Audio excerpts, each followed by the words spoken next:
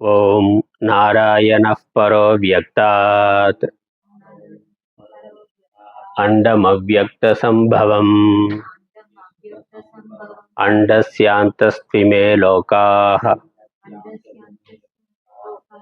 सप्तद्वीपा च मेदिनी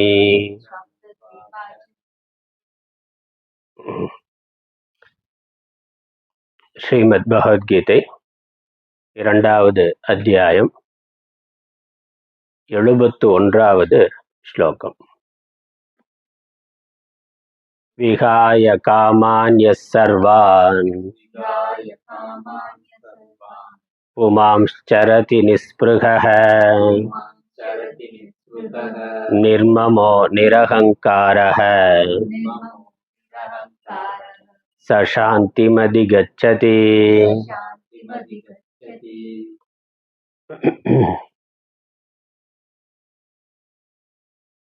பகவான் ஸ்ரீகிருஷ்ணர் அர்ஜுனனுக்கு ஸ்தித பிரஜ்ஞ லட்சணத்தையும் ஸ்தித பிரஜையை அடைவதற்கான உபாயங்களையும் கூறி நிறைவு செய்கின்றார். 71வது ஸ்லோகம் பகவானுடைய இந்த கருத்துக்கு, இந்த ஸ்தித பிரஜ்ஞ லட்சணம் என்ற இந்த விஷயத்திற்கு முடிவுரையாக, உபசம்ஹாரமாக இருக்கின்றது. இவ்வாறு இருப்பதினால், இவ்வாறு தத்துவஞானம், சமம், தமம் இவைகள் பிரம்ம நிஷ்டையை அடைவதற்கு, ஸ்தித பிரஜையை அடைவதற்கு, தத்துவ ஞானத்தில் உறுதியான தன்மையை, நிலைத்த தன்மையை அடைவதற்கு இவைகள் உதவியாக இருக்கின்ற காரணத்தினால் ஒருவன் இவற்றை பின்பற்ற வேண்டும். எல்லா காமங்களையும் விட்டுவிடுதல், அகங்காரம் மமகாரங்களை விடுதல் என்பதை செய்ய வேண்டும், என்ற சாதனைகளை செய்ய வேண்டும். அதனுடைய விளைவாக அவன் சாந்தியை, மோட்சத்தை அடைவான். அதனுடைய பாஷ்யம் பாதி பார்த்திருக்கிறோம். முதல்ல இருந்து வாசிச்சுட்டு தொடர்ந்து பார்க்கலாம். விகாய பரித்யஜ்ய காமான் யக சந்நியாசி புமான் சர்வான் அசேஷதः காத்ஸ்யேன சரதி ஜீவனமாத்ர சேஷ்டாசேஷः பர்யடதி இத்யர்த்தः. நிஸ்பிருஹः ஷரீரஜீவனமாத்ரேபி நிர்கதா ஸ்பிருஹா யஸ்ய சஹ நிஸ்பிருஹः சன் நிர்மமः மமத்வவர்ஜிதः ஷரீரஜீவன மாத்ரா ஆக்ஷிப்த பரிக்ரஹேபி மம இதம் இத்யபினிவேஷ வர்ஜிதः நிரஹங்காரः வித்யாவத்வாதி நிமித்த ஆத்மசம்பாவனாரஹிதः இத்யர்த்தः. சஹ ஏவம் பூதः ஸ்திதப்ரஜ்ஞः பிரம்மவித் சாந்திம் சர்வசம்சார துக்க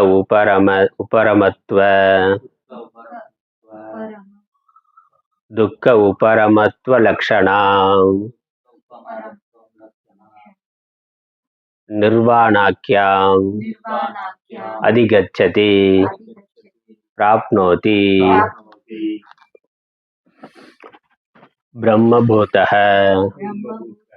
பவதி இத்யர்த்தः.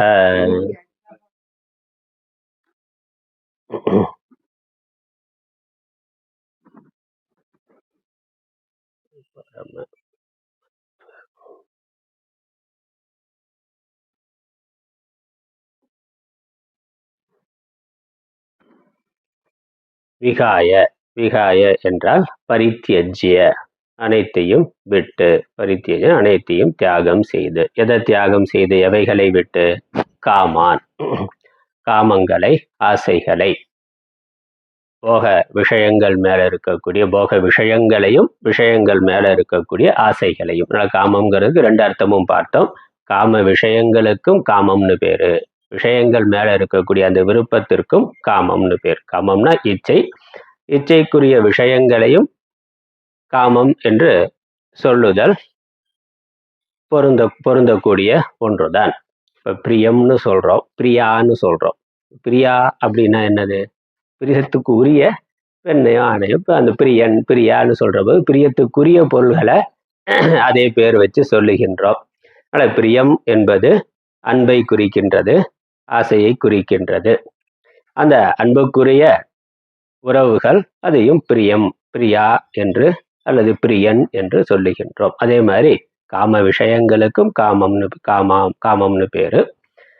அந்த விஷயங்கள் மேல இருக்கக்கூடிய இச்சைக்கு காமம்னு பேரு. அதனால காமான்கிற பொழுது விஷயங்கள், விஷயங்களை குறித்த இச்சைகள் ரெண்டையும் எடுத்துக்கொள்ளலாம்.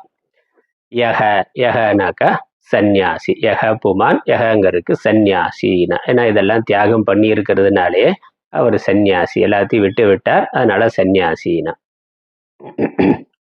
புமான், புமான்கிறது புருஷன், புருஷன்கிறது சன்னியாசினால யக புமான்கிறதுக்கு சந்நியாசின்னு அர்த்தம். சர்வான், சர்வான் காமான் அதோட சேர்த்துக்கொள்ளணும். சர்வான் காமான், சர்வான்கிறதுக்கு அசேஷத்தக மிச்சம் இல்லாமல், சேஷம்னா மிச்சம், அசேஷத்தகன மிச்சம் இல்லாமல். இன்னொரு வார்த்தையில சொன்னா முழுமையாக, காட்சியேன, காட்சியன முழுமையாக, முழுமையாக சர்வான் காமான் பரித்தியஜ, எல்லா காமங்களையும் முழுவதுமாக விட்டு. அப்புறம் என்ன பண்றான்? சரதி பரியடதி, பரியடத்தினா அவர் எங்கெங்க சுற்றி கொண்டிருக்கிறார், அலைந்து கொண்டிருக்கின்றார். ஒரு இடத்துல இல்லை, சன்னியாசியா இருந்தாக்கா ஒரு இடத்துல இல்லாம தனக்குன்னு ஒரு இடம், இவைகள் வைத்து கொள்ளாம, உணவு, உடை, இருப்பிடம் இவைகள்லாம் எதுவும் சொந்தமாக வைத்து கொள்ளாமல் அவர் தேச சஞ்சாரம் பண்ணி கொண்டிருக்கிறார். எப்படி?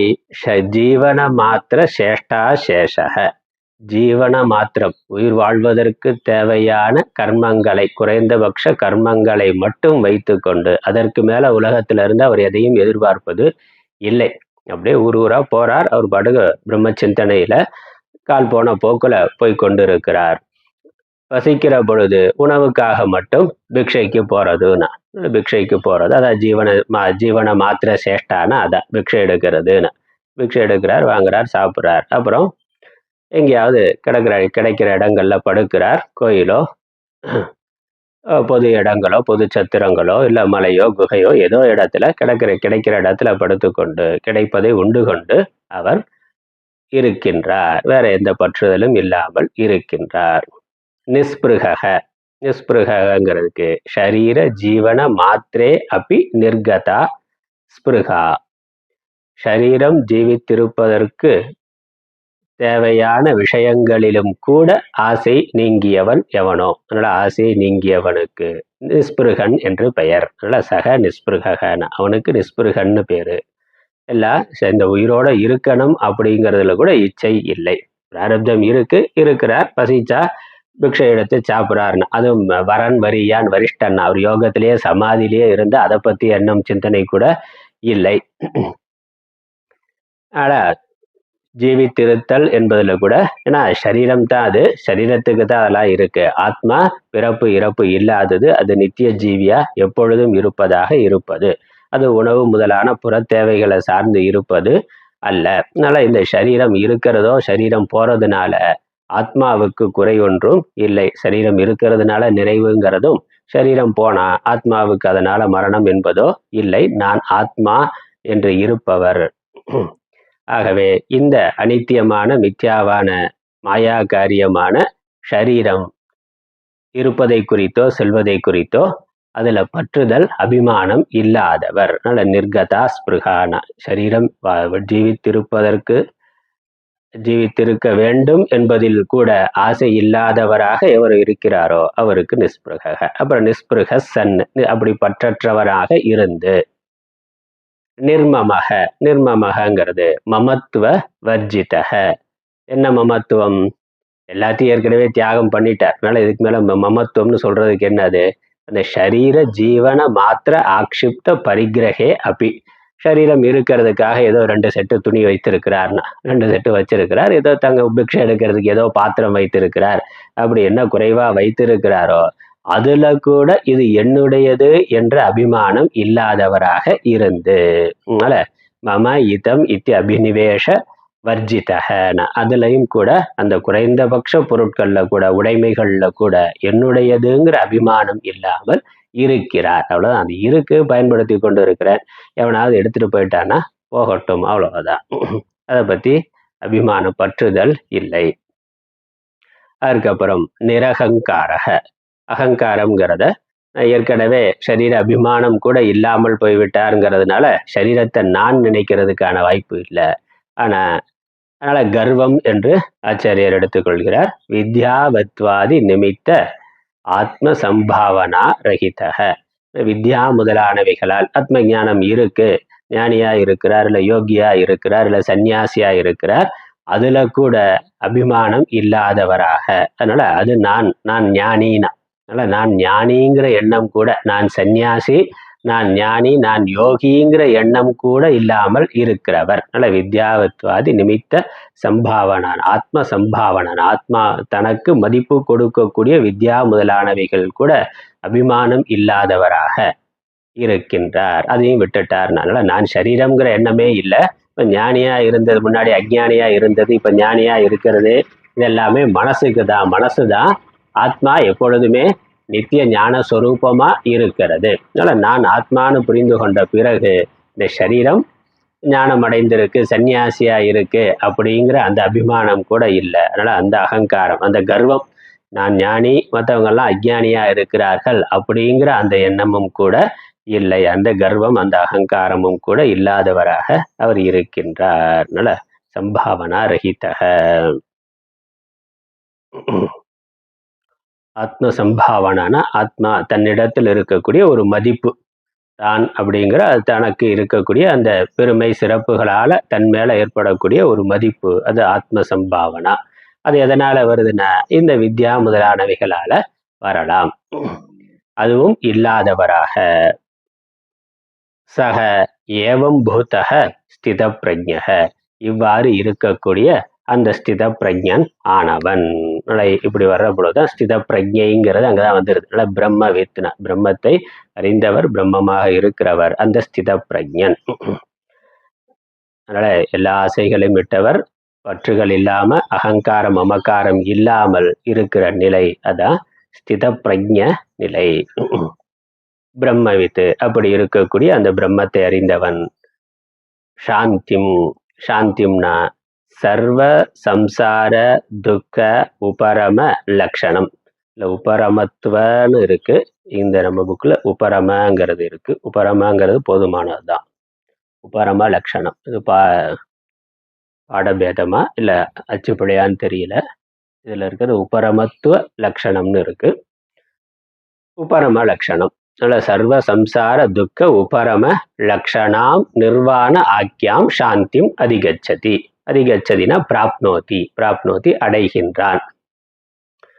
இதுல இருந்து எதை அடைகின்றார்னா நிர்வாணம் என்ற பெயரை உடைய சாந்தியை அடைகின்றார். அது என்னது? அது எப்படி இருக்கும்? சர்வ சம்சார துக்க உபரமம்னா ஒழிவு, எல்லா சம்சாரத்திலிருந்தும் வருகின்ற துக்கங்களிலிருந்தும், இந்த வாழ்க்கையிலிருந்து வருகின்ற எல்லா விதமான துக்கங்களிலிருந்தும் ஒளிவை அடைந்த நிலை என்ற அதுதான் மோட்சம், அதுதான் சாந்தி. அதனால நிர்வாணம்ங்கிறது அதுதான். நிர்வாணம்ங்கிற வார்த்தை அடுத்த பகவானே சொல்ல போறார். அதனால ஆச்சாரியார் அது இங்கேயே எடுத்துக்கொண்டார். அடுத்த ஸ்லோகத்துல நிர்வாணம் என்று பிரம்ம நிர்வாணம்னு வருது.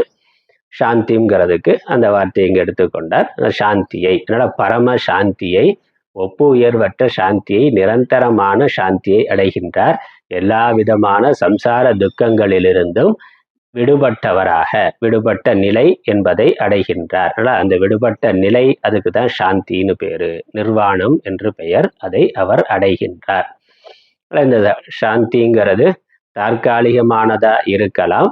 உலக விஷயங்களுடைய சம்பந்தம் விஷயம் கிடைக்கிற பொழுது விஷயங்கள் மேல ஆசை வருது, அதனால மனசு கலக்கம் அடைகின்றது.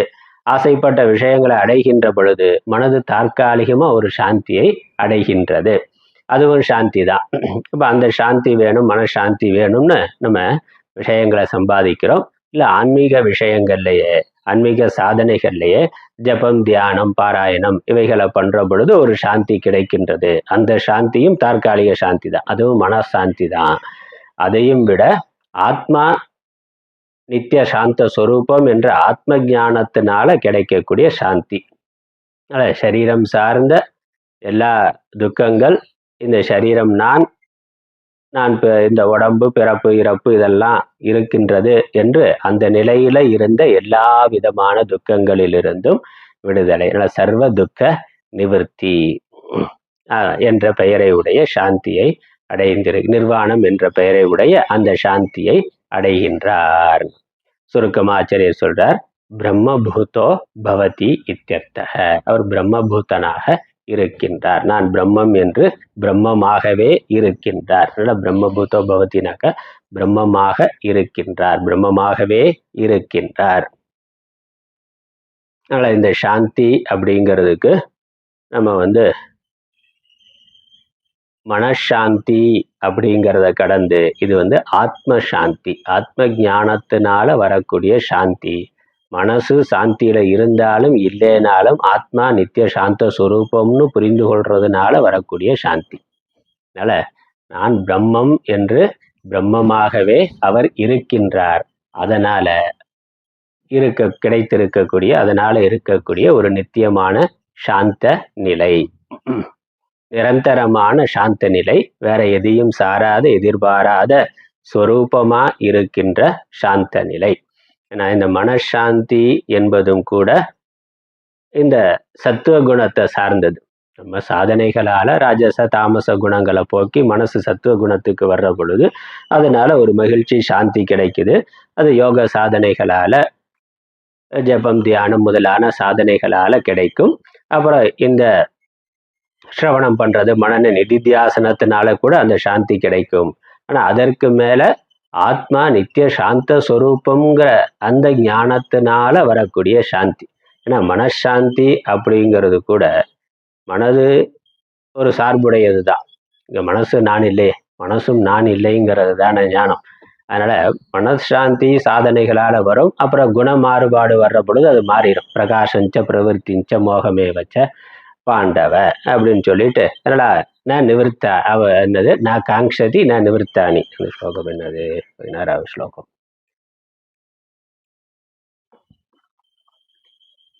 ஒரு ஸ்லோகம், பக்தி யோகம் 16,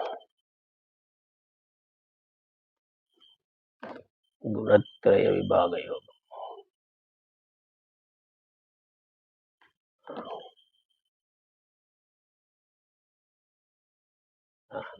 பிரகாசஞ்ச பிரவர்த்திஞ்ச மோகமேவச்ச பாண்டவ ந துவேஷ்டி சம்பிரவர்த்தானி ந நிவர்த்தானி காங்ஷதி.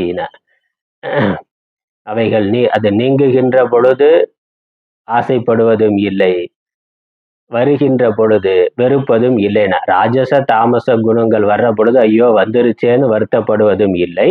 சத்துவ குணம் நீங்குனாக்க ஐயோ போயிருச்சேன்னு நினைப்பதும் இல்லை. பிரகாசம், பிரவர்த்தி, மோகம் அப்படிங்கிறது சத்துவ ரஜ தமோ குணங்களால வர்றது. இப்போ குணாதீதனை பத்தி சொல்ற பொழுது இந்த மூணுமே மனசு சார்ந்தது. ஆத்மா நிர்குணம் என்பதுதான். இப்போ மனசு இந்த குணங்கள்ல மாறி மாறி வரும். நம்ம தொடர்ந்த சாதனைகளால ராஜச தாமச குணத்தை குறைத்து சத்துவ குணத்துல பெரும்பாலும் இருக்க செய்யலாம். ஆனா நிரந்தரமா இருக்க செய்யறதுங்கிறது அது சாத்தியம், அதற்கான வாய்ப்பு இல்லை. ஏன்னா மனசோட தன்மையே அப்படி இருக்கிறதா, சலனமா இருக்கிறதா. சத்துவகுணம் பிரதானமா இருந்தாலும் அங்க ராஜச தாமச குணம் இருக்கும். அப்புறம் பிராரப்தம் எப்படி இருக்கோ அதுக்கேற்ற மாதிரி அது மாறுபடும். விதி மாறுற பொழுது அது மாறுபடும். எப்படி சரீரம் நம்ம முயற்சி பண்ணி எப்பொழுதும் ஆரோக்கியமா இருக்கிறதுக்கு என்ன தேவையோ அதெல்லாம் பண்ணலாம். என்னதான் சரியா இருந்தாலும் பிராரப்தம் சரி இல்லை, நான் சரீரத்தினால ஒரு நோய் துன்பத்தை அனுபவிக்கணும்னு இருந்தா அது வர்றது வரத்தான் செய்யுது. நோயே வராம உடம்ப நிறுத்த முடியாது. இல்ல வேற முதுமை முதலான பிரச்சனைகளால துன்பம் வராம உடம்ப நிறுத்துறதுங்கிறதுக்கான வாய்ப்பு இல்லை. அது வரும் போகும். அப்படி வந்தாலும் அது உடம்புக்கு தான், எனக்கு இல்லை. அதே மாதிரி மனசும் அதே மாதிரி தான். அதுவும் பஞ்சபூதம் சார்ந்தது தான். இப்போ புறத்துல மாறுபாடு வர்ற பொழுது மனதிலையும் மாறுபாடு வரும். அது பிராரப்தம்ங்கிறதும் இருக்கு. இல்லை இந்த ராஜச தாமச சாத்விக குணங்கள் மாறி மாறி வரும். அப்படி வருகின்ற பொழுதும் அது மனதிற்கானது என்று நான் வேறு மனது வேறுன்னு இருக்கிறது. இல்ல மனச சாதனைகளால சத்துவகுண பிரதானமாக்குறோம், அதிகமா சத்துவகுணம் இருக்க வைக்கிறோம். ஆனா அதுவும் மாறுவதற்கான வாய்ப்பு உண்டு. அதுவும் மாறுபடும். அது நான். அதனால அப்படி மனதுல சாந்தி கொண்டு வர்றது மனசாந்தி. யோக சாதனைகளால மனசுக்கு சாந்தி கொண்டு வர்றது, இல்ல தத்துவ ஞானத்தினால நிதித்தியாசனத்தினாலேயே மனதுக்கு சாந்தி கொண்டு வந்தாலும் அது மனதோடது. நான் வேற மனது வேற தானே. நான் மனது இல்லைங்கிறது தான் ஞானம். ஆனா மனதுல சாந்தி இருந்தாலும் இல்லைனாலும் ஆத்மா சாந்த ஸ்வரூபம், நான் ஆத்மா என்று இருக்கிறது தான் உண்மையான சாந்தி. அந்த சாந்தியை அவர் அடைகிறார். அதுதான் நிர்வாணம்னு பேரு. அதனால ஆச்சரியன் பிரம்மபூதோ பவதின்றார். பிரம்மபூதோ பவதினாக்கா நான் ஆத்மாவாக பிரம்மமாக இருக்கிறேன்கிறதுலேயே அவர் இருக்கின்றார். மனது மாறினாலும் மனது கலங்கினாலும் அது மனதினுடையது, ஆத்மாவுடையது அல்ல என்று குணாதீதனாக இருக்கின்றார். அதனால குணாதீத ஞானத்தினால வரக்கூடிய சாந்தி. சத்துவகுணத்துல மனசு இருக்கிற பொழுது வரக்கூடிய சாந்தி அதுவும் மனசு சார்ந்ததுதான். ஆத்மா குணாதீதம், நான் ஆத்மா என்று இருக்கிற பொழுது அந்த ஞானத்தினால கிடைக்கக்கூடிய சாந்தி அதான் நிரந்தரமான சாந்தி. அதனால பிரம்மபூதோ பவதி, அவர் பிரம்மமாகவே இருக்கிறார். நான் உடம்புன்னு நினைக்கிறது இல்லை, மனதுன்னு நினைக்கிறது இல்லை. மனது சாந்தி இருந்தா தான் எனக்கு சாந்தின்னு நினைக்கிறது இல்லை. மனது சாந்தியா இருக்கிற பொழுதுதான் நான் சாந்தி அடைந்திருக்கிறேன்னு நினைக்கிறது இல்லை. மனது சாந்தியில இருந்தாலும் இல்லைனாலும் அது மனதோட பிரச்சனை என்று அதற்கும் சாட்சியாக இருக்கின்ற ஆத்மாவாகவே தன்னை உணர்ந்திருக்கின்றார். அதனால ஆத்ம சாந்தின்னு இந்த மனசாந்தியிலிருந்து ஆத்ம சாந்திக்கு வரணும். நம்ம சாதனைகள் பண்ற பொழுது மனசாந்தி வரணுங்கிறதுக்காக சாதனை பண்றோம். அது ஒரு குறிப்பிட்ட நிலை வரைக்கும் தான் அது சாத்தியம். நிரந்தரமா மனது சாந்தியிலேயே இருக்கிறதுக்கான வாய்ப்பு ரொம்ப ரொம்ப ரொம்ப குறைவு. அதனால ஆத்மா மனதிற்கும் வேறானது என்று அந்த ஞானத்தினால மனதையும் சாட்சியா பார்த்து இருக்கிற சாந்த நிலை தான் ஆத்ம சாந்த நிலை. அந்த நிலையில அவர் இருக்கிறார். துரியமாக இருக்கிறார். துரியாவஸ்தைன்னா துரியமா இருக்கக்கூடிய ஆத்மா நான்கிற அந்த ஞானத்திலேயே இருத்தல்.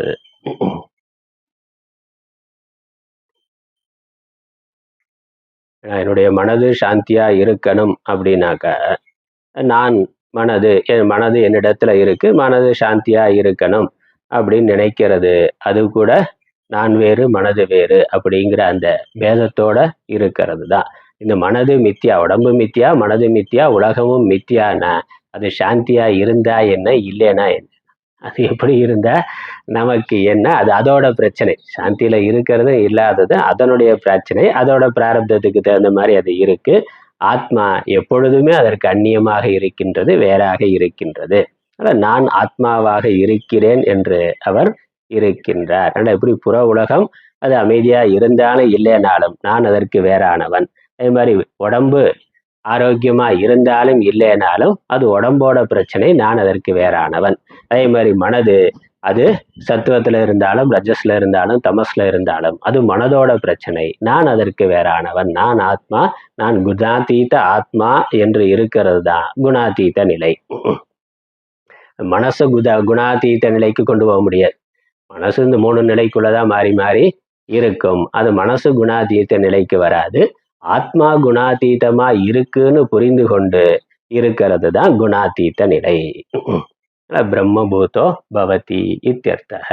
பிரம்மபூதனாகவே பிரம்மமாகவே தன்னை உணர்ந்து அதுவாகவே அவர் இருக்கின்றார்.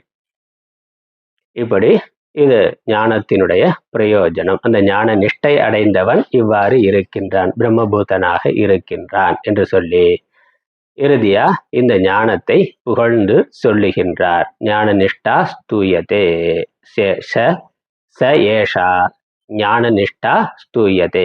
இந்த ஞான நிஷ்டையானது புகழப்படுகின்றது. இறுதி மந்திரத்துல 72வது மந்திரத்துல ஞான நிஷ்டையை புகழ்ந்து சொல்லுகின்றார். நம்ம தமிழாக்கம் பார்த்துருவோம். சுந்தரராஜ சர்மாவோட தமிழாக்கம் பார்த்துட்டு அடுத்த மந்திரத்துக்கு போகலாம்.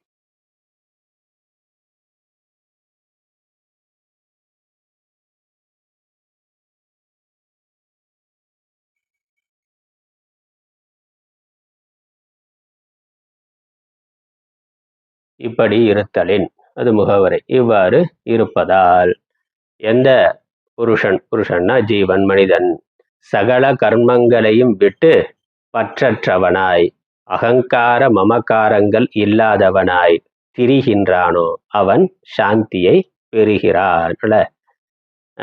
சரதி அப்படின்னா திரிகிறான்னா ஒரு இடத்துல இல்லாம சுற்றி கொண்டு இருக்கிறார். தமிழ்ல திரிகிறான், அலையிறது அப்படின்னு சொல்றோம்னா அதனால அங்கங்க ஊர் சுத்திட்டு இருக்கிறாருன்னு. ஊரா போய்கொண்டு இருக்கு. ஒரு இடத்துல இருக்கு, தனக்குன்னு ஒரு இடம் வைத்து கொண்டு இருக்கிறது இல்லை, போய்கொண்டு இருக்கிறார். பாஷ்யம். எந்த துறவியான புருஷன், துறவியான புருஷன்கிறதுக்கு எந்த புருஷன் அப்படிங்கிறதுக்கு நடுவுல ஆச்சாரியர் சந்நியாசின்னு போட்டாரு. அதனால துறவியான மனிதன் காமங்களை சிறிதும் மிச்சமில்லாது முழுதும் ஒழித்து திரிகின்றானோ, அதாவது ஜீவித்திருப்பதற்கு மாத்திரம் வேண்டிய செய்கையை மிச்சம் வைத்து கொண்டவனாக திரிகிறானோ. அதை தவிர அந்த பிக்ஷை வாங்கிறது முதலான கர்மாவை மட்டும் வைத்து கொண்டு மற்ற எல்லாவற்றையும் விட்டவனாக திரிகின்றானோ. அடுத்த வார்த்தை பற்றற்றவனாய். பற்றற்றவனாய் கேவலம் சரீரம் ஜீவித்திருப்பதிலும் கூட பற்று நீங்கியவனாய். இந்த சரீரம் உயிரோட இருக்கணும் என்பதுல கூட நான் உயிரோட இருக்க வேண்டும், நான் உயிரோடு இருக்க வேண்டும்ங்கிற எண்ணம் அவனுக்கு இருக்காது. சரீரம் உயிரோடு இருக்க வேண்டும் அப்படிங்கிற எண்ணமும் கூட இல்லாதவனாக. ஏன்னா ஆத்மா எப்பொழுதும் நித்தியமா இருக்கிறது. நான் ஆத்மா நினைச்சிருக்கிறவன் நான் உயிரோட இருக்கணுங்கிற நினைக்கிற அவசியமே இல்லை.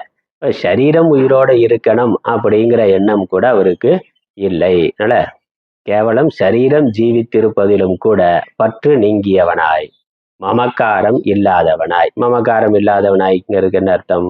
சரீரம் ஜீவித்திருப்பதற்கு மாத்திரம் வேண்டிய உடைமையிலும் இது எனது என்னும் பிடிப்பு இல்லாதவனாய். அப்படி குறைந்தபட்சமா வைத்திருக்கக்கூடிய உடைமையிலும் என்னுடையதுங்கிற அபிமானம் இல்லாதவனாக, அகங்காரம் இல்லாதவனாய், கல்வி உடைமை முதலியவற்றால் உண்டாகும் நான் என தன்னையே தான் மதித்தல் இல்லாதவனாய். ஆத்ம சம்பாவனா அப்படின்னா நான் என தன்னையே தான் மதித்தல் என்பது இல்லாதவனாய் இருக்கின்றானோ. சரீரத்தை மையமாக கொண்ட நான்கிறது இல்லை. அதனால நான் உயர்ந்தது, மற்றவர் நான் ஞானியாயிட்டேன், மற்றவர்களா அஜ்ஞானியா இருக்கிறனால பேத புத்தி தான். அங்கேயும் அது பேத உணர்வு தானே. இங்க எல்லாமே ஆத்மா ஞானம் வந்ததுக்கு அப்புறம் ஞானி அஜ்ஞானி அப்படிங்கிறதெல்லாம் சரீரம் சார்ந்தது. சரீரமோ மித்யா, பொய்யானது. ஆத்மா ஒரு பொழுதும் அஜ்ஞானத்துக்கு வரவே இல்லை. இங்கு எல்லாமே ஆத்மா ஸ்வரூபம்னா ஆத்மாவுக்கு ஒரு பொழுதும் அஜ்ஞானம் இல்லை. அது நித்திய ஞான ஸ்வரூபமாக இருக்கிறது என்கிற பொழுது அதனால நான் ஞானின்னு சொல்லிக் கொள்வதற்கு கூட ஒன்றும் இல்லை. ஏன்னா நான் அஜ்ஞானியா இருந்தேன்கிறதே மித்யா. நான் அஜ்ஞானியாக இருந்தேன், நான் அஜ்ஞானியாக இருக்கிறேன்கிறது மித்யா. ஞானம் வந்ததுக்கு அப்புறம் நான் அஜ்ஞானியாக இருந்தேன்னா அதுவும் மித்யாதான். நான் அஜ்ஞானியாக இருந்தேன்கிறது மித்யான்னா நான் ஞானியாக இருக்கிறேன்கிறது மித்யாதான். அதனால அதிலும் தன்னையே தான் மதித்தல் இல்லாதவன். உயர் மதித்தல்ங்கிறது கர்வமாக உயர்வாக கருதுதல் இல்லாதவனாக. அதனால ஞானம் ஞானிங்கிறதே மிக சாதாரணமா ஆகிறவன் தான். தனக்குன்னு எவ்விதமான அடையாளமும் இல்லாம எல்லா அடையாளங்களையும் துரத்தல் என்பதுதான் துறவு ஞானம். அவன் இவ்வாறு இருப்பவனாய் ஞானம் நிலைத்தவனாய் பிரம்மத்தை அறிந்தவனாய் சம்சார துன்பமெல்லாம் ஒழிந்திடுதலாகிய நிர்வாணம் என்னும் பெயருடைய சாந்தினா மோட்சத்தை பெறுகின்றான். எல்லா சர்வ துக்க நிவர்த்தி என்பதுதான் மோட்சம். அதை அவன் பெறுகின்றான். பிரம்மமாகவே ஆகிறான். பிரம்மமாகவே இருக்கிறான் என்பது பொருள். நிர்வாணம்னா பேரின்பம்னு கொடுத்துட்டார். அந்த பேரின்பம் என்ற மோட்சத்தை என்ற பெயரை உடைய சாந்தி என்ற மோட்சத்தை அடைகின்றான். அடுத்த ஸ்லோகம், அதுக்கான அவதாரிகை என்னது? ஞானமே பிரம்மானந்தத்தை தருவது ஆதலால் இந்த நிஷ்டையானது பாராட்டத்தக்கது. 72வது பாடல் ஸ்லோகம்.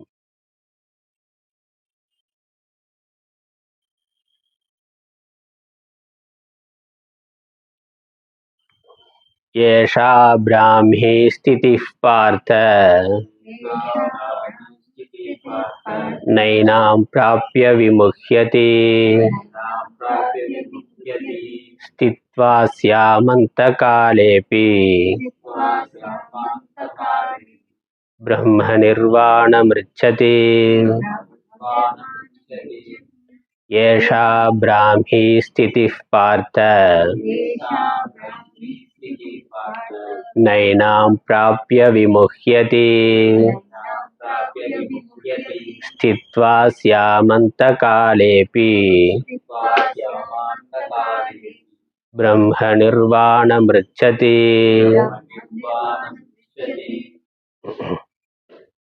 இதுக்கான பதார்த்தம்,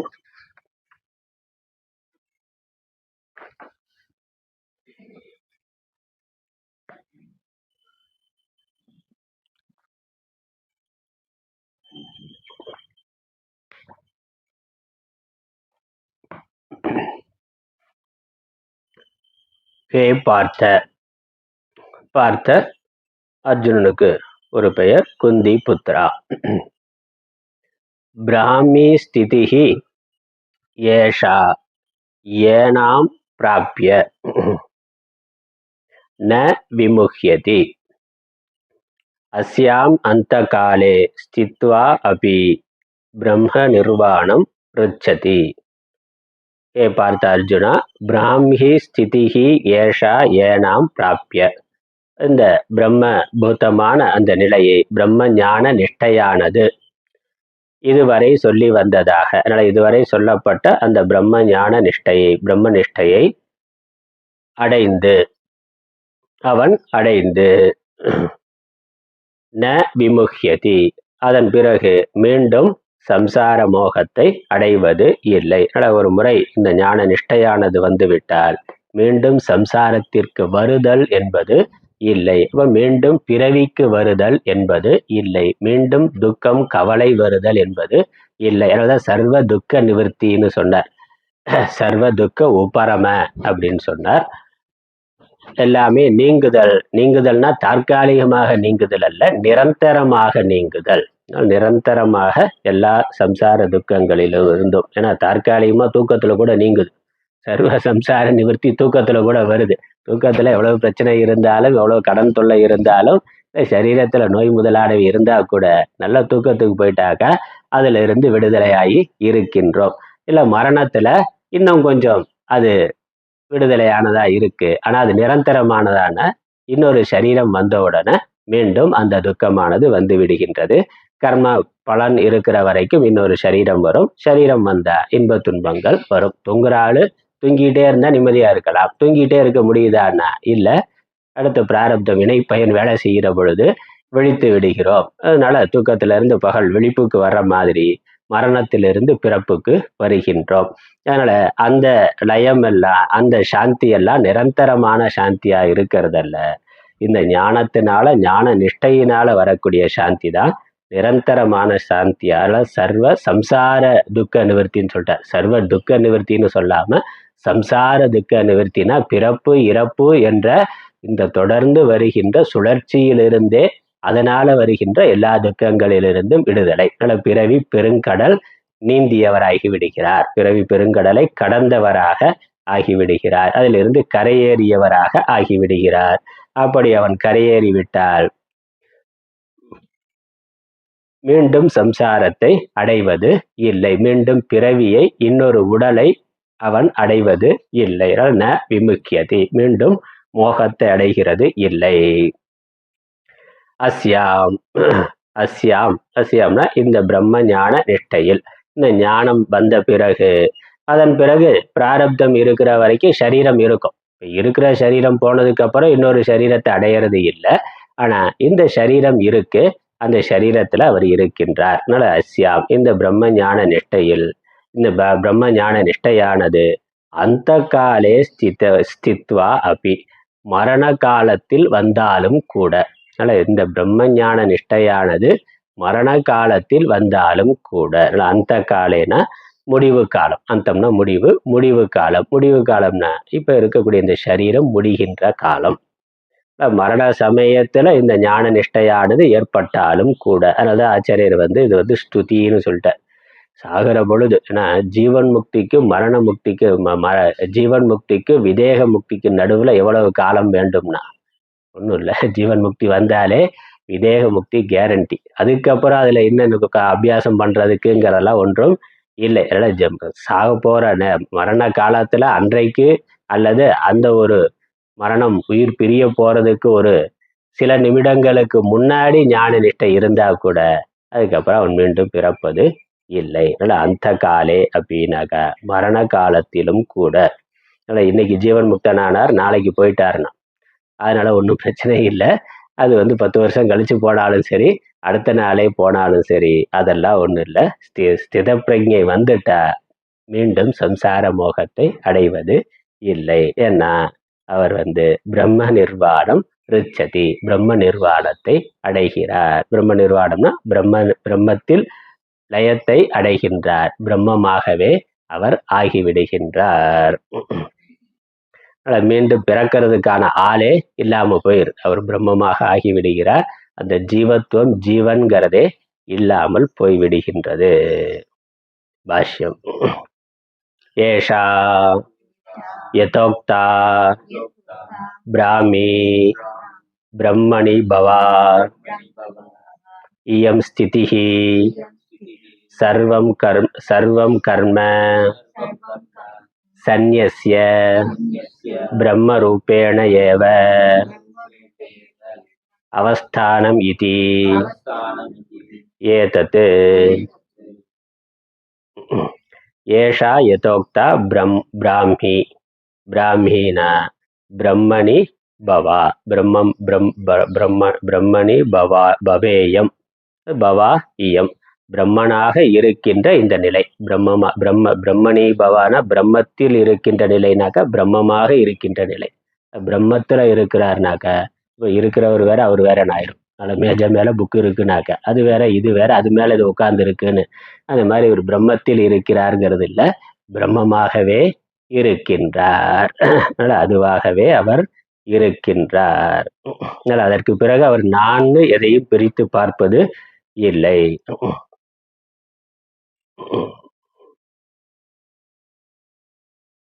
அதனால பிரம்மணி பவா இயம் ஸ்திதிஹி, பிரம்மமாக இருக்கின்ற இந்த நிலையானது சர்வம் கர்ம சந்நியஸ்ய பிரம்ம ரூபேன அவஸ்தானம் இது ஏதத்து. அதனால எல்லா கர்மங்களையும் இந்த ஞானத்திற்கு பிறகு அவர் ஏதோ செய்யணும் அப்படிங்கிறது எதுவுமே இல்லை. கிருத்தியனாக செய்ய வேண்டிய அனைத்தையும் செய்தவனாக அதனால எல்லா செயல்களையும் தியாகம் செய்தவராக, செயல் செய்யணுங்கிற எண்ணங்கள் அற்றவராக, அந்த தூண்டுதல் இல்லாதவராக பிரம்ம ரூபேன ஏவ அவஸ்தானம், பிரம்ம ரூபமாக இருத்தல் என்பதே. அவஸ்தானம்னா அதுவாக இருத்தல். இது ஏதத்து என்பது. அடுத்த வரி.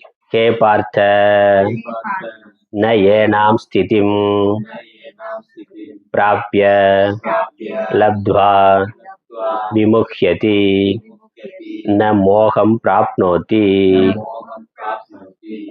ஹே பார்த்த, ஹே அர்ஜுனா, ஏனாம் ஸ்திதிம் பிராப்யன லப்த்வா, இந்த ஸ்திதியை, இந்த பிரம்ம நிலையை அடைந்த பிறகு விமுஹ்யதி. விமுஹ்யதினாக்க மோகம் பிராப்னோதி. அந்த ந வருது. ந மோகம் பிராப்னோதி. ந விமுஹ்யதி.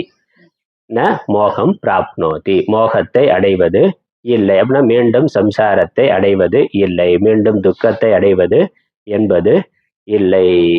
நிரந்தரமான விடுதலையை அடைகின்றார். மீண்டும் மோகத்தை அடைய மாட்டான். அடுத்த வரி. ஸ்தித்வா அஸ்யாம் ஸ்திதௌ பிராம்யாம் யதோக்தாயாம் அந்தகாலே அபி அன்யே வயசி அபி அந்தே வயசி அபி பிரம்ம நிர்வாணம் பிரம்ம நிர்விருத்திம் மோக்ஷம் கச்சதி கிமு வக்தவ்யம் பிரம்மச்சர்யாத்யேவ சந்நியஸ்ய யாவத் ஜீவம் யோ பிரம்மணி ஏவ அவதிஷ்டதே சஹ பிரம்ம நிர்வாணம் ரிச்சதி இதி. ஸ்தித்வா ஸ்தித்வானா இருந்து, அஸ்யாம் ஸ்திதௌ இந்த நிலையிலேயே. எந்த நிலை? பிராம்யாம் யதோக்தாயாம் பிராம்யாம்.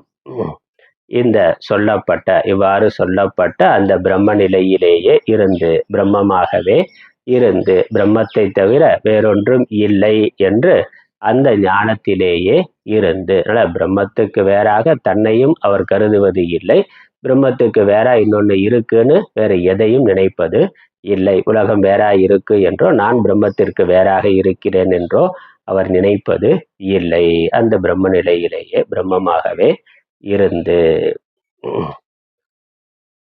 அந்த காலே அப்பினா அந்தே வயசி அப்பினா மரண காலத்திலும் கூட, இறுதி காலத்திலும் கூட. அந்தே வயசினா கடைசி காலம், இறுதி காலத்திலும் கூட பிரம்ம நிர்வாணம் பிரம்ம நிர்விருத்திம் மோக்ஷம் கச்சதி. அதனால மரண காலத்துல இந்த சிந்தனை, இந்த எண்ணமானது அவருக்கு வந்தாலும் கூட, சாக போற நேரத்துல இது வரைக்கும் வேதாந்தம்லாம் கேட்டு இருக்கிறார், அதை சிந்தனை பண்ணி இருக்கிறார்.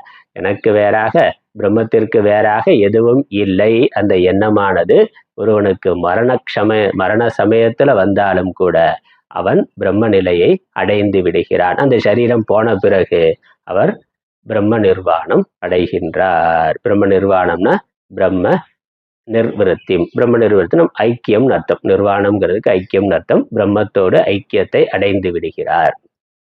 அதுக்கப்புறம் அந்த ஸ்தூல சரீரம், சூக்ஷ்ம சரீரம் எதுவுமே இல்லை. ஸ்தூல சரீரம் போற மாதிரி ஸ்தூல சரீரம் எப்படி பிரிந்து பஞ்சபூதத்தோடு கலந்து விடுகிறதோ அதன் பிறகு அந்த சூக்ஷ்ம சரீரமும் இல்லாமல் போய்விடுகின்றது. ஏன்னா காரண சரீரமான அவித்யா நாசமாயிருச்சு. அதனால அதனுடைய காரியமான சூக்ஷ்ம சரீரம் இருக்க முடியாது, அதுவும் நாசமாகி விடுகிறது. அதனால அந்த ஜீவத்துவம், நான் ஜீவன் என்று அனாதியா இதுவரைக்கும் இருந்த, அனாதி காலம் தொடங்கி இதுவரைக்கும் இருந்த அந்த ஜீவத்துவமானது, அந்த ஜீவனானவன் இல்லாமல் போய்விடுகிறான். அப்ப அவன் பிரம்மமாக இருக்கின்றான், பிரம்மத்தோடு ஐக்கியத்தை அடைந்து விடுகின்றான். எப்படி ஒரு தீபம் நிர்வாணம்ங்கிறதுக்கு சாதாரணமா இந்த தீபம் விளக்கு எரியுது, தீபத்தை அணைக்கின்ற பொழுது அந்த நெருப்பு எங்க போகுது? அது பஞ்சபூதத்துல இருக்கக்கூடிய அந்த தீ தத்துவத்தோட, அக்னி தத்துவத்தோட அது கலந்து விடுகிறது. அவ்வளவுதான். இந்த அக்னியானது அதோட அக்னி, ஏன்னா அதுக்கப்புறம் திரும்ப வரும்ல, திரும்ப எங்க கொளுத்தினாலும் வரும். ஆனா இந்த இதுவரைக்கும் இருந்த நெருப்பானது அக்னி தத்துவத்தோடு கலந்து விடுகிறது. இல்ல ஒரு பானை இருக்கு, பானைக்குள்ள ஆகாசம் இருக்கு, வெளியே ஆகாசம் இருக்குன்னா அந்த பானை உடைஞ்சா என்ன ஆகும்? உள்ள இருக்க ஆகாசம் வெளியே இருக்க ஆகாசத்தோட கலந்து விடுகிறது. கலந்து விடுகிறதுன்னா என்ன அர்த்தம்? அது ஏற்கனவே ஆகாசமா தான் இருக்கு. அப்ப அது வரைக்கும் அது பிரித்து வச்சிருந்தா அந்த உபாதி உடைந்து போகிறது. உபாதி இல்லாம போகுது, மறைப்பு இல்லாமல், தடுப்பு இல்லாமல் போய்விடுகிறது. அதனால உள்ள இருக்க ஆகாசம் வெளியே இருக்க ஆகாசத்தோட சேர்தல் என்பது அது ஐக்கியம். அதனால அது ஏற்கனவே அதுவாத்தான் இருக்கு, இது வேற அது வேறன்னு பிரித்திருந்த அந்த தடை மட்டும் நீங்குகின்றது. அதான் நிர்வாணம்னு பேரு. காற்று பலூனுக்குள்ள காத்து இருக்கு. பலூன் உடஞ்ச உடனே காத்து என்ன ஆச்சுன்னா உள்ள இருக்க காத்து வெளியே இருக்க காற்றோடு கலந்து விடுகிறது. அப்ப உள்ள இருக்கிற போது வேறையா இருந்ததானே, உள்ள இருக்கிற போது காற்று காற்றாகத்தான் இருந்தது. அதுக்கும் வெளியே இருக்க காத்துக்கும் நடுவுல ஒரு சின்ன தடை இருந்தது, அது நீங்கி விட்டது. அதே மாதிரி இந்த சரீரம், ஸ்தூல சரீரம், சூக்ஷ்ம சரீரம், காரண சரீரம்ங்கிற இந்த உபாதி, இந்த தடையானது பிரம்மத்திலிருந்து நம்மை பிரித்து வைத்திருக்கின்றது. இந்த அஜ்ஞான நிவர்த்தி ஆகிற பொழுது, காரண சரீரமான அவித்யா நிவர்த்தி ஆகிற பொழுது சூக்ஷ்ம சரீரம், ஸ்தூல சரீரம் அதுவும் நீங்கி விடுகின்றது. அப்ப அந்த ஜீவன்கிறது இல்லாமல் ஆத்மா மாத்திரம் இருக்கின்றது. ஜீவாத்மா பரமாத்மா ஆகிவிடுகிறதுனா, ஜீவாத்மா பரமாத்மாவாகத்தான் இருந்தது. நடுவுல ஜீவாத்மா பரமாத்மான்னு சொல்வதற்கு நடுவுல தடையா இருந்த அந்த சரீரங்கள் நீங்கி விடுகின்றன, உபாதி நீங்கி விடுகின்றது. அதுதான் நிர்வாணம்னு பேரு, ஐக்கியம்னு அர்த்தம். அதனால பிரம்ம நிர்வாணம்னா பிரம்மத்தோட ஐக்கியத்தை அடைந்து விடுகிறார். ஒரு மழை துளி ஒரு துளியா இருக்கு, அது கடல்ல விழுந்தோன்னா என்ன ஆச்சுன்னா கடலாக ஆகி விடுகிறது. இதுவும் தண்ணீர் தான், அதுவும் தண்ணீர் தான். ஆனா ஏதோ காரணத்தினால அது தனியா இருந்தது. இப்பொழுது அதுல கடல்ல விழுந்த உடனே அதுக்கப்புறம் அந்த மழை துளியை திரும்ப எடுக்க முடியுமானா எடுக்க முடியாது, அது கடலாகவே ஆகிவிடுகிறது. அந்த மாதிரி இந்த ஜீவத்துவமானது பிரம்மத்தோடு கலந்து பிரம்மனாகவே ஆகிவிடுகிறார். அதுக்கப்புறம் அங்கு தனி என்று இல்லை, வேறு என்பது இல்லை. இது இந்த ஞானம், இந்த ஞான நிஷ்டையானது மரண காலத்தில் ஒருவனுக்கு வந்தாலும் கூட அவன் பிறவாத நிலையை அடைந்து விடுகிறான் என்றால் கிமு வக்தவியம்னு கேட்கிறார். அல்லது கைமுத்திக நியாயம். அவருக்கே மரண காலத்துல இந்த நினைவு, இந்த எண்ணம், இந்த ஞான நிஷ்டை வந்தாலும் கூட பிறவாத நிலையை அடைவான்னா அவன் நீண்ட கால பிரம்மச்சரியத்துல இருந்தே பிரம்ம நிஷ்டையிலேயே இருந்தான்னா அவன் மோட்சத்தை அடைவான் என்று சொல்லவும் வேண்டுமோனா. அது கிமுதிக நியாயம். அதுல சொல்றாரு கிமு வக்தவியம். கிமு வக்தவியம்னா சொல்லவும் வேண்டுவோம். எதை?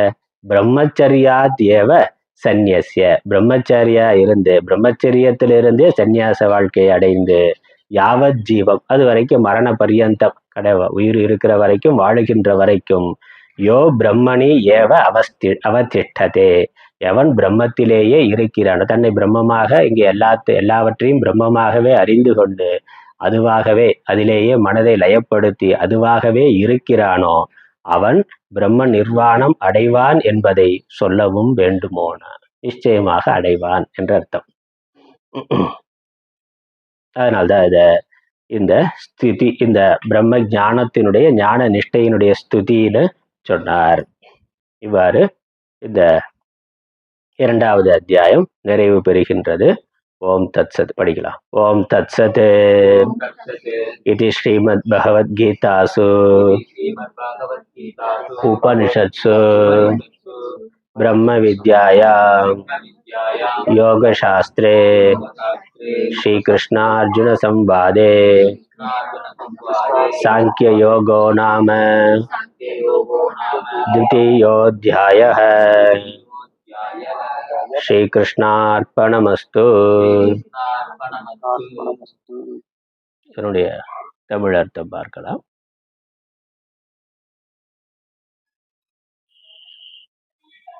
மியூட் பண்ணிக்கங்க, மியூட் பண்ணாம இருக்கீங்க, மியூட் பண்ணிக்கங்க.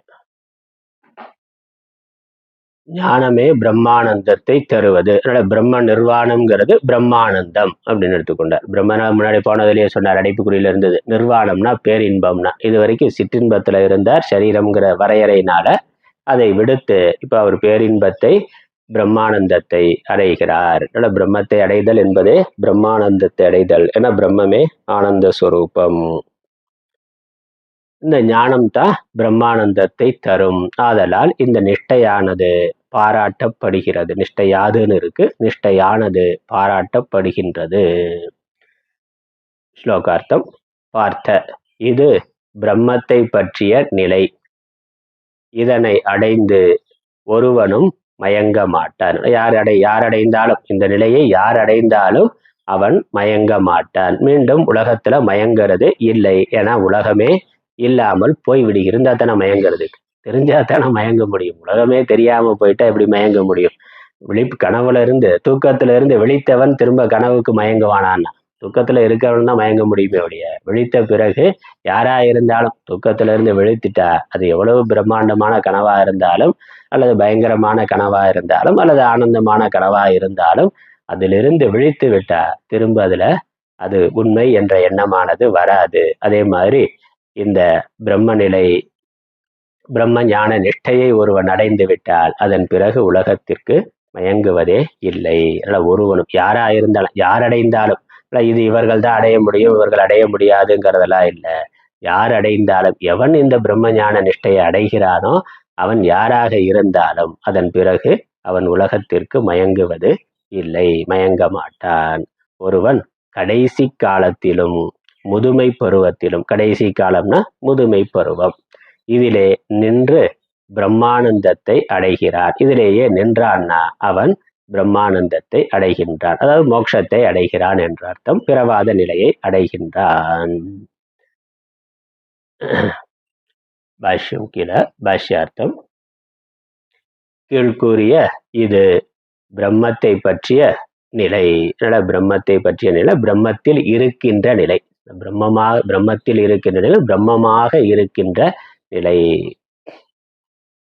எல்லாவற்றையும் துறந்து பிரம்மஸ்வரூபமாகவே நிற்றல் என்பது. மற்ற எல்லாவற்றையும்னாக்க இந்த நான் கடைசியா மிச்சம் இருக்கிறது நான்கிறது மட்டும்தான். நான்கிற ஜீவம், மற்ற எல்லாத்தையும் விட்டுட்டார் அப்படின்னாக்க புறத்துல இருக்கக்கூடிய எல்லாத்தையும் விடுதல் ஒண்ணு. கடைசியா மிச்சமா இருக்கிறது சரீரம். அதற்கு மேல சரீரத்துல இருக்கக்கூடிய நான்கிற அபிமானம். அந்த சரீரம் இருக்கிற பொழுதே சரீரம் நான் இல்லை என்று நான்கிற அபிமானத்தை விட்டு விடுகிறான். கடைசியா அந்த சரீரத்தையும் விட்டு விடுகிறார். எல்லாவற்றையும் துறந்துனார். நான் என்ற எண்ணத்தை முழுவதுமாக துறந்து பிரம்மஸ்வரூபமாகவே நிற்றல் என்பதுதான் பிராமி ஸ்திதி. பார்த்த இந்த நிலையை பெற்று ஒருவனும் மயக்கத்தை அடைய மாட்டான். ஒருவன் பிரம்மத்தை பற்றிய கீழ்கூறிய இந்த நிலையில் கடைசி வயசில் இருந்தாலும் பிரம்மானந்தமாகிய மோட்சத்தை அடைகின்றார். அந்த மோட்சத்தை அவர் அனுபவிக்கின்றார். அது மரணத்துக்கு பிறகு பிரம்மானந்தத்தை அடைகிறாருங்கிறது அது சரீரமே இல்லாம இந்த சரீரத்துல இருந்தாலும் அந்த நேரத்துல அப்பொழுதே ஜீவன் முக்தனா இருந்தே அவர் பிரம்மானந்தத்தை அடைகிறார், அனுபவிக்கின்றார். பிரம்மானந்தம்ங்கிறது ஜீவன் முக்தி நிலையிலேயே ஒருவனுக்கு கிடைக்கக்கூடியது.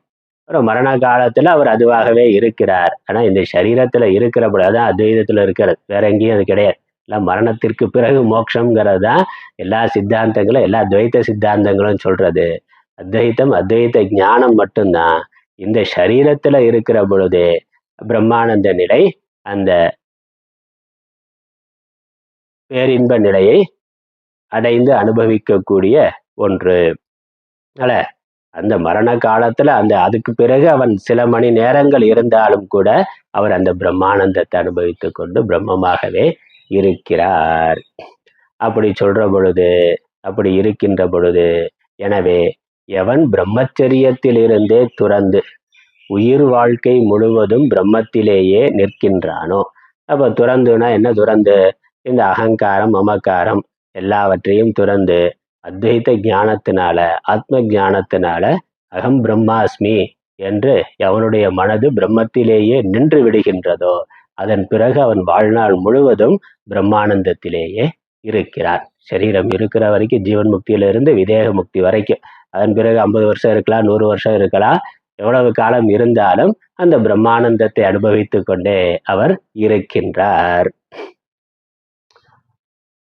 அதனால அவன் பிரம்மானந்தத்தை பெறுகிறான் என்று சொல்ல வேண்டுமோ என்ற சொல்ல என்ன, அவன் பிரம்மானந்தத்தை பெறுகிறான் என்று சொல்ல வேண்டுவதற்கு என்று சொல்ல வேண்டுவது சரியா இல்லை வாக்கியம். என்று சொல்லவும் வேண்டுமோ அப்படி இருக்கணும். என்று சொல்லவும் வேண்டுமோன்னு இருந்தா நல்லா இருக்கும். அதனால அவன் பிரம்மானந்தத்தை பெறுகிறான் என்று சொல்லவும் வேண்டுமோ. அதனால இந்த ஆத்ம ஞானத்தினால அது ஏதோ வயசான காலத்துல அடைந்து அதுக்கப்புறம் முக்தி பெறலாம். பிறவாத நிலைன்னா இல்லை. எப்போ அடையிறோமோ அதுக்கப்புறம் இருக்கிற வரைக்கும் பிரம்மானந்தம் தான். இருந்தாலும் இல்லைனாலும் பிரம்மானந்தம் தான். அதனால எது இருந்தாலும் இல்லைனாலும் பிரம்மானந்தம் தான். உலகத்துல இருந்தாலும் இல்லைனாலும் பிரம்மானந்தம் பிரம்மானந்தம் தான். அதான் ஞானம், ஞான நிஷ்டையினுடைய பிரயோஜனம். அதனால இது வயசான காலத்துல அடையக்கூடியது என்பது இல்லை. அப்ப அடைஞ்சாலுமே கிடைக்கும்னா இளம் வயதிலே அடைந்தா வாழ்நாள் முழுக்க பிரம்மானந்தத்துல இருக்கலாம். அதனால இப்பொழுதே இன்றே அடைய வேண்டும் என்று நினைக்க வேண்டும். ஏன்னா வயசான பிறகு பார்க்கலாம்னா அது வரைக்கும் அல்பானந்தத்துல இருந்துட்டு கடைசி காலத்துல பிரம்மானந்தத்தை அனுபவிக்கிறதுக்கு அதுக்கு இப்பயே அடைஞ்சா வாழ்நாள் முழுக்க பிரம்மானந்தத்துல இருக்கலாமே. அதான முக்கியம். இது சிற்றின்பத்துல இருந்து ஞானத்தை அடைஞ்சா ஞான நிஷ்டை வந்தா அதுக்கப்புறம் ஜீவித்த காலம் வரைக்கும் பேரின்பத்திலேயே இருக்கலாம். அதனால கஷ்டப்பட்டு சாப்பிட தூங்க கூட நேரம் இல்லாம ஓடி ஆடி சம்பாதிக்கிறான். எதுக்குன்னா கடைசி காலத்துல உட்காந்து சாப்பிடலாம். கடைசி காலம் எப்போன்னு தெரியுமா? அது எப்ப கடைசி காலம் வரும்னு தெரியாது. அப்ப என்னன்னா அதனால 80 90 வயசு 80 வயசு 70 வயசு வரைக்கும் சம்பாதிச்சுட்டு அப்புறம் உட்காந்து சுகமா இருக்கலாம்னு நினைக்கிறான். அது இப்போ இருந்தே இருக்கலாமே. இப்பொழுது இருந்தே அதே ஆனந்தம் சுகத்துல இருக்கலாம். அதுக்கு ஞானம் இருந்தா முடியும். அதனால ஒரு உலகியல் சரீர ரீதியா சுகமா இருக்கிறதுக்கு பணமோ மற்ற வாழ்க்கை வசதிகளோ இருந்தா சுகமா இருக்கலாம்னு நினைக்கிறவன் ஒரு குறிப்பிட்ட காலம் வரைக்கும் அதை சம்பாரிச்சுட்டு அப்புறம் செட்டில் ஆகி உட்கார்ந்தபடி சுகமா இருக்கலாம். சாஸ்திரம் என்ன சொல்லுது? எதுவுமே இல்லாம ஆத்ம ஞானம் இருந்தா நீ எப்ப எந்த இடத்துல இருந்தாலும் எந்த நிலையில இருந்தாலும் எப்படி இருந்தாலும் சரீரம் எப்படி இருந்தாலும் புற சூழ்நிலை எப்படி இருந்தாலும் மனசு எப்படி இருந்தாலும் கூட உன்னால பிரம்மானந்தத்தை அனுபவித்து கொண்டு இருக்க முடியும். அதுதான் அது ஞானத்தினால ஞான நிஷ்டையினால கிடைக்கக்கூடியது. ஆகவே பிரம்மானந்தத்தை அடைவதற்கு நீ முயற்சி செய்வாயாக அப்படிங்கிறதான் விஷயம் இந்த அத்தியாயம். அதனால ஸ்ரீமத் பகவத்கீதையிலே 2வது அத்தியாயம் முற்றும். அதுக்கு தமிழ்ல போட்டிருக்கிற ஸ்ரீ மகாபாரதத்திலே 100,000 கிரந்த சம்ஹிதையாய் வியாசர் அருளி செய்ததாய் பீஷ்ம பருவத்திலே ஸ்ரீமத் பகவத்கீதைகளாக உபனிஷத்துக்களாக பிரம்ம வித்தையாக யோக சாஸ்திரமாக இருக்கின்ற ஸ்ரீ கிருஷ்ணார்ஜுன சம்வாதத்திலே சாங்கிய யோகம் என்னும் 2ஆம் அத்தியாயம் முற்றும்.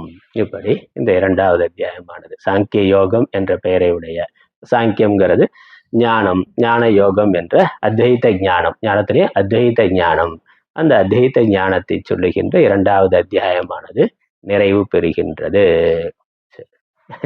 நிறைவு பெற்று விட்டது.